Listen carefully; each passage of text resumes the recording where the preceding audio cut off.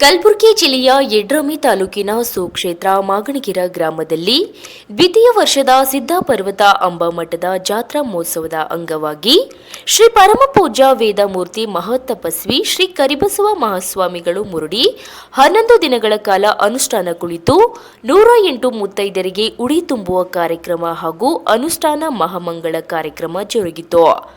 Bureau report Mahantesh Biradar Yadrami. ಆಚಾರ್ಯರನ್ನ ಮಂದಿರದಲ್ಲಿ ಭಕ್ತಿಯಿಂದ ಸ್ಮರಣೆಯನ್ನು ಮಾಡಿಕೊಂಡು ಮಾಗಣಗೆರೆಯ ರುದ್ರಮುನೀಶ್ವರ ಹಿರೇಮಠದ ಗುರು ಪರಂಪರೆಗೆ ಹಣೆ ಮಡೆದು ಕಲಬುರಗಿ ಜಿಲ್ಲೆಯ ಯಡ್ರಾಮಿ ತಾಲೂಕಿನ ಸುಕ್ಷೇತ್ರ ಮಾಗಣಗೆರೆ ಗ್ರಾಮದಲ್ಲಿ ಹಮ್ಮಿಕೊಂಡಿರುವಂತಹ ಅಂಬಾಮಠದಲ್ಲಿ ಹಮ್ಮಿಕೊಂಡಿರುವಂತಹ ಕರಿಬಸವ ತಾತನವರ 11 ದಿವಸಗಳ ಕಾಲ ಪರ್ಯಂತರವಾಗಿ ಮೌನಾನುಷ್ಠಾನ ಕಾರ್ಯಕ್ರಮದ ಮಂಗಲ ಸಮಾರಂಭದ ಕಾರ್ಯಕ್ರಮದ ಪಾವನ ದಿವ್ಯ ಸಾನ್ನಿಧ್ಯವನ್ನು ಅಲಂಕರಿಸಿಕೊಂಡಿರುವಂತ ಮಾತೃವಾತ್ಸಲ್ಯದ ಪರಮ ಪೂಜ್ಯರು ತ್ರಿಕಾಲಲಿಂಗ ಪೂಜಾನಿಷ್ಠರಾದ ಶ್ರೀ ಶಟಸ್ಥಲ ಬ್ರಹ್ಮ ಡಾಕ್ಟರ್ ವಿಶ್ವಾರಾಧ್ಯ ಶಿವಾಚಾರ್ಯರ ಪಂಗಳವರ ಪವಿತ್ರ ಚರಣಗಳಿಗೆ ಅನಂತ ಭಕ್ತಿಯ ಪ್ರಣಾಮವನ್ನು ಸಲ್ಲಿಸಿ ಈ ಕಾರ್ಯಕ್ರಮದ ವೇದಿಕೆಯ ಮೇಲೆ ಆಸೀನರಾಗಿರುವಂತ ಎಲ್ಲ ಪರಮ ಪೂಜ್ಯರ ಶ್ರೀ ಚರಣಕ್ಕೆ ಅನಂತ ಭಕ್ತಿಯ ಪ್ರಣಾಮವನ್ನ ಸಲ್ಲಿಸಿಕೊಂಡು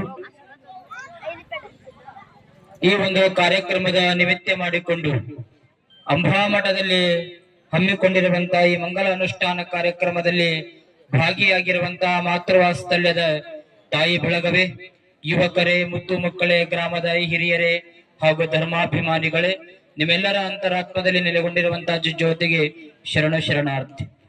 ಶಿವಸಾಂಭಜಯ ನಮಃ. ಪಾರ್ವತಿ ಶಿವ ಹರ ಹರ. ಶ್ರೀಮದ್ ಜಗದ್ಗುರು ಪಂಚಾಚಾರ್ಯ ಮಹಾರಾಜ ಕಿ, ಶ್ರೀಮದ್ ಜಗದ್ಗುರು ರೇಣುಕಾಚಾರ್ಯ ಮಹಾರಾಜ ಕಿ.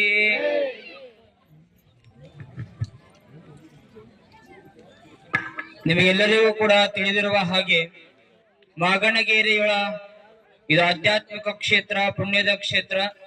ಇಂತಹ ಪುಣ್ಯದ ಕ್ಷೇತ್ರದಲ್ಲಿ 11 ದಿವಸಗಳ ಕಾಲ ಪರ್ಯಂತರವಾಗಿ ಕರಿಬಸವ ತಾತನವರು ಮೌನ ಅನುಷ್ಠಾನವನ್ನ ಮಾಡಿದ್ದಾರೆ. ಕಾರಣ ಏನಪ್ಪಾ ಅಂತ ಕೇಳಿದ್ರೆ, ತನಗಾಗಿ ಬದುಕೋದು ಸ್ವಾರ್ಥ, ಪರರಿಗಾಗಿ ಬದುಕೋದು ಅದು ನಿಸ್ವಾರ್ಥ. ಸ್ವಾರ್ಥ ನಿಸ್ವಾರ್ಥದ ಮಧ್ಯದೊಳಗ ನಿಸ್ವಾರ್ಥ ಬದುಕೋದು ಅದು ಮುಖ್ಯವಾದ ಘಟ್ಟ. ಯಾಕೆ ಅಂತಂದ್ರೆ, ಇವತ್ತು ನಾವೆಲ್ಲರೂ ಕೂಡ ಏನನ್ನ ತಿಳ್ಕೊಳ್ಬೇಕು ಅಂತ ಕೇಳಿದ್ರೆ, ಹಣವಂತರ ಜೊತೆ 100 ವರ್ಷ ಬದುಕುವುದಕ್ಕಿಂತ, ಹಣವಂತರ ಜೊತೆ 100 ವರ್ಷ ಬದುಕುವುದಕ್ಕಿಂತ ಮಹಾತ್ಮರ, ಸಂತರ, ಶರಣರ ಜೊತೆ 3 ದಿನ ಬದುಕಿದರೆ ಸಾಕು, ನಮ್ಮ ಜೀವನ ಸಾರ್ಥಕವಾಗುತ್ತದೆ.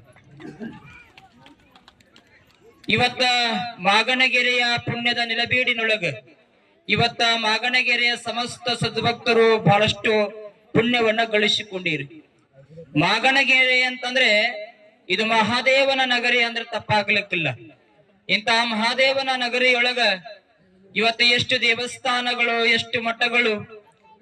ಊರೊಳಗ ಉಭಯ ಮಠಗಳಿದ್ರೆ ಊರಾಚೆ ಇನ್ನೊಂದು ಮಠ, ಅಂಬಾಮಠ.